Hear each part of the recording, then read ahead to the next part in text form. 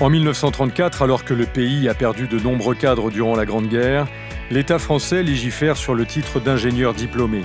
Il crée la commission des titres d'ingénieur et offre aux autodidactes la possibilité d'accéder à ce titre. L'idée est innovante. Elle concerne les personnes qui n'ont pas obtenu de diplôme d'ingénieur, mais qui souhaitent acquérir ce statut en cours de carrière après un parcours réussi dans un domaine d'activité. Les conditions sont simples. À partir de 35 ans, après une expérience professionnelle de 5 années minimum, toute personne peut s'engager dans un cursus diplômant basé sur la validation d'une expérience des métiers de l'ingénieur. Une condition, avoir les connaissances scientifiques et techniques requises. Le process dure environ 2 ans et sa particularité tient dans la décision finale prise par un jury d'universitaires et de pairs. Ce sont des hommes de métier qui vont statuer sur l'obtention du diplôme au nom de l'État. Une reconnaissance encore plus forte et symbolique pour la personne qui s'engage. Dès l'origine, les secteurs d'activité des futurs ingénieurs sont très variés. Le fondateur de la Société des ingénieurs diplômés par l'État s'illustre dans la conception de motos de compétition. Mécanique, BTP, chimie et matériaux, électronique, agroalimentaire, énergie.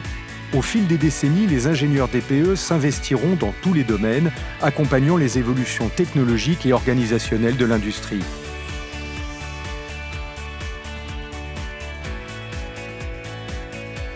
Dans la première décennie d'après-guerre, il faut reconstruire le pays. Toutes les forces vives sont mises à contribution. Les ingénieurs DPE sont là.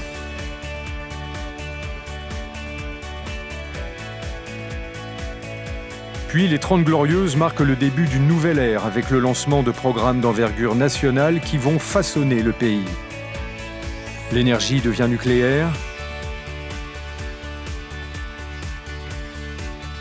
Un ambitieux plan calcul est initié, c'est le début de l'informatique. L'avion se fait supersonique. La liaison entre les villes s'accélère avec un nouveau train à grande vitesse, le TGV. La conquête spatiale est lancée. Entre crise pétrolière et déploiement de la téléphonie, l'effervescence de la société redessine totalement le quotidien.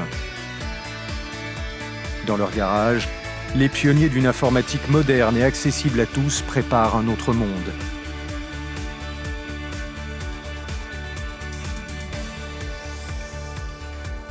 Après une décennie de transition qui voit s'allumer les voyants du téléphone portable et de l'Internet, le 3e millénaire s'ouvre sur un monde globalisé et digital.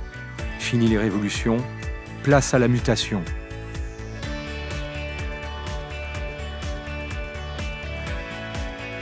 Au fil des générations, on retrouve des ingénieurs DPE dans les grands comptes, les PME, la fonction publique, les agences indépendantes ou les réseaux d'experts.